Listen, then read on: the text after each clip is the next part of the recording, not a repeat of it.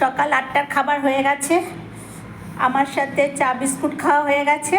এবার ও খুব শান্ত থাকবে, মাঝখানে একটা টানা ঘুম দিয়ে নেবে। আমি রান্নাঘরে থাকবো, মাঝে মাঝে গিয়ে উঁকি মারবে যে আমি কি রান্না করছি বা আমি কিছু খাচ্ছি কি না। সবচেয়ে খোঁজটা নিতে যে আমি কিছু খাচ্ছি কি না। খেলে আমার পেছনে দাঁড়িয়ে পড়বে, যদি দেখেন আমি খাচ্ছি না কিছুক্ষণ ওয়েট করবে, করে আবার এসে এই ঘরে এসে আবার শুয়ে পড়বে।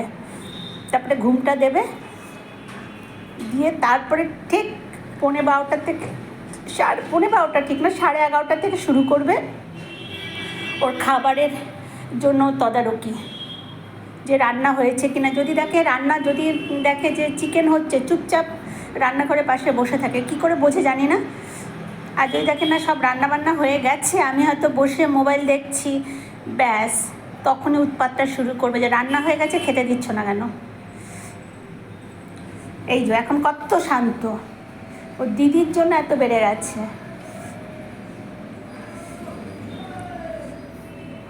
দেখো ওর মত কত শান্ত, এখন আবার ল্যাজ নাড়ছে বলছি বলে।